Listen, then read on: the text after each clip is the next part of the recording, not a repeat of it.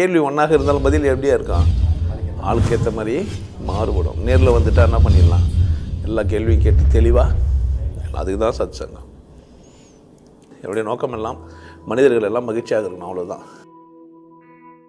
இதுக்கும் ஜென்மத்துக்கெல்லாம் சம்மந்தம் கிடையாது. இன் நேச்சர் அதான். மரம் இருக்குது, நான் இருக்கிறேன்.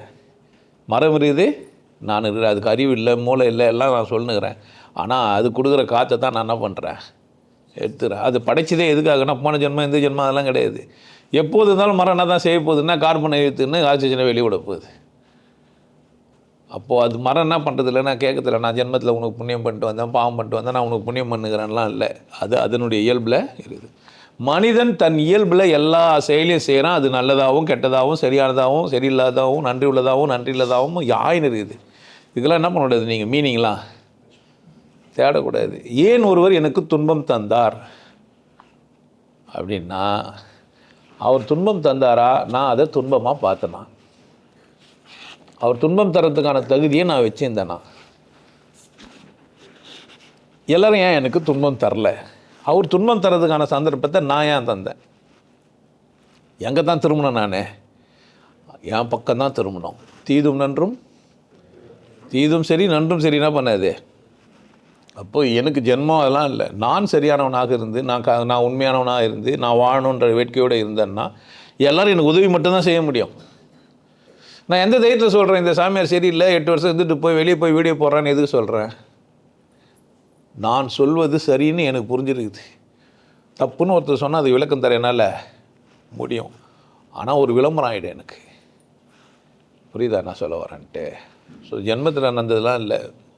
நீ நல்லவனாக இருந்தால் உனக்கு நல்லது நடக்கும், நீ கெட்டவனாக இருந்தால் உனக்கு கெட்டது தான் நடக்கும். வேஷம்லாம் போட்டுக்கலாம், பித்தியாருக்கு நல்ல மாதிரி வேஷம்லாம் போட்டு நல்ல மாதிரி நடிச்சுன்னு இருக்கலாம். ஆனால் அதுக்கான பிரதிபலன் உங்களுக்கு உண்டு. ஏன் எல்லோரும் நாடகத்தை மட்டுமே பார்க்குறவங்கலாம் கிடையாது, உண்மையை பார்க்குற ஒன்று இருக்குது.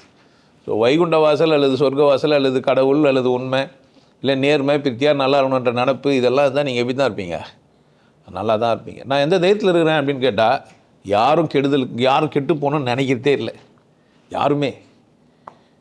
புரியுதா, யாருமே என்ன நினைக்கல, நான் கெட்டு போகணும்னு நினைக்கிறதே இல்லை. அதனால் எனக்கு பிரச்சனை இல்லைன்னு நினச்சிக்கிறேன்.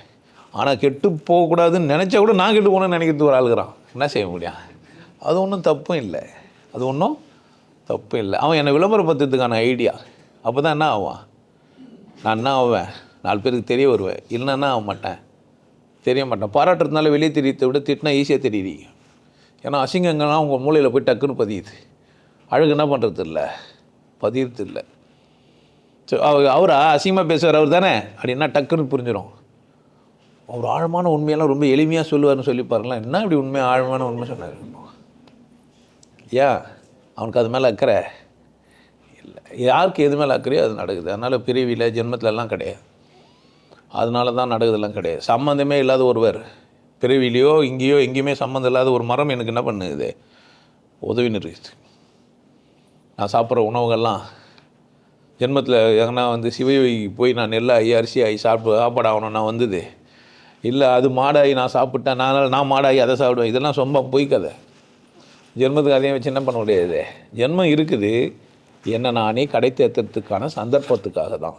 ஜென்மம் எதுக்கு இருக்குது, ஒரு முடிவுக்கு வரத்துக்கு மட்டும்தான் ஜென்மம். டைம் ஏன் கொடுக்குறாங்க, ஒருத்தருக்கு ஏன் நம்ம டைம் கொடுப்போம், சரியாயிடுவானான்றதுக்கு தான். டைம் எதுக்கு கொடுத்தான், எதுக்காக டைம் கொடுப்போம், சரியாயிடுவாங்களான்ட்டு. அப்போ பிறவி எதுக்கு கொடுத்துக்கிறாங்க, சரியாயிடுவானான்ட்டு. அவ்வளோதானே தவிர தண்டிக்கிறதுக்கு இல்லை. ரொம்ப சரியாயிட்டீங்கன்னா கரையாயிடுவீங்க, கரையாயிட்டிங்கன்னா என்ன இல்லாமல் ஆகிடுவீங்க. அவள் தான் கதை முடிஞ்சிச்சு, போயிட்டு என்ன பண்ணலாம், சேர்ந்துடலாம். அதர்வைஸ்னா தான் இந்த விளையாட்டு. நான் செய்கிறேன் என்னால் முடியும்ன்ற திமிரை விட்டு எல்லாம் கடவுளால் ஆனது. நான் எல்லோரும் நல்லா இருக்க மட்டும்தான் நினைப்பேன். எல்லோரும் நல்லா இருக்கணும்னு நினைக்கிறேன். நான் எப்படி இருக்கணும், முதல்ல எல்லோரும் நல்லா இருக்கணும்னு நினைப்பேன். நான் கந்தை கட்டிப்பேன். நான் வந்து அதுவாகிடுவேன்னா பொய் சொல்கிறான்னு அர்த்தம். அவனே நல்லா இல்லைனா நம்மளை எப்படி வச்சுப்பான்.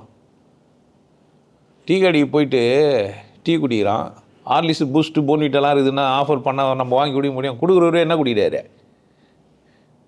உப்பு இல்லாத கஞ்சி சோறு துண்ணுங்கிறவன் அங்கே போனான்னா அவன் நிலமை. அங்கே போனால் சில ஆசிரமத்துக்கு போனால் உப்பு இல்லாத சோறு போடுவான். அங்கே போய் நீ பிரியாணி கேட்க முடியும்? ஏன் அவரே எப்படி இருக்கிறாரு? வாழ்ந்து காட்டுறேன், நல்லா வசதியாக இருக்கும். என்கிட்ட வந்து நீங்கள் குறையெல்லாம் பட்டு இருக்க முடியாது. உங்களுக்காக நான் அழுவேன், அதுக்காக உங்களுக்காக ஏழை ஆகிட முடியாது. என்னால் உங்களுக்காக என்ன ஆகிட முடியாது, ஏறிட முடியாது. எல்லாத்தையும் விற்று எனக்கு நகையாக கொடுத்துட்டு நான் நல்லா இருப்பேன்ட்டு அதெல்லாம் செய்ய முடியாது.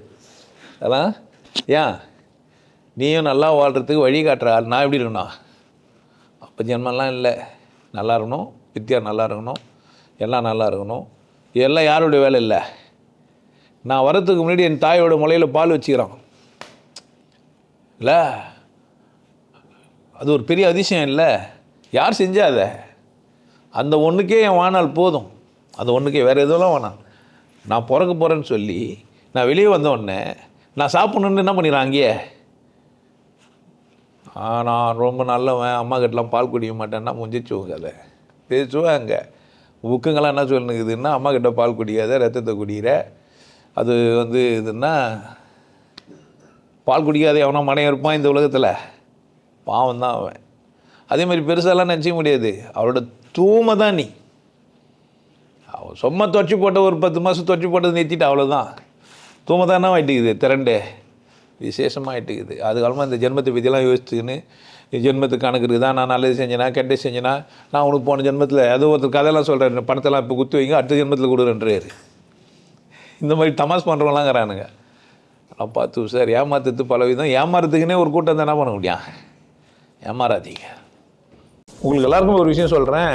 ஆனந்த வாழ்வு அப்படின்ற ஒரு கோர்ஸ் யூடியூப்பில் போட்டு வச்சுக்கிறேன். Happy life course. நீங்கள் மெம்பர் ஆனீங்கன்னா ஆனந்த வாழ்வு கோர்ஸை நேரடியாக நீங்கள் யூடியூப்பில் பார்க்கலாம். ஃபேமிலியாக டிவியில் போட்டு என்ன பண்ணலாம், எல்லாரும் ஃபேமிலியாக போட்டு பார்க்கலாம். ஒருத்தர் தான் சப்ஸ்கிரைப் பண்ணீங்க, 5 பேர் 6 பேர் என்ன பண்ணலாம், நீங்கள் அதை பார்க்கலாம். வாய்ப்பு பயன்படுத்திக்க.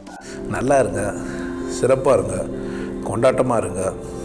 உங்களை நீங்கள் மதிப்பு மிகுந்தவராக மாற்றுறது உங்கள் கையில் தான் இருக்குது. நல்லா இருங்க. நான் ஒரு வாய்ப்பு, என்னை பயன்படுத்திக்கலாம். நல்லது.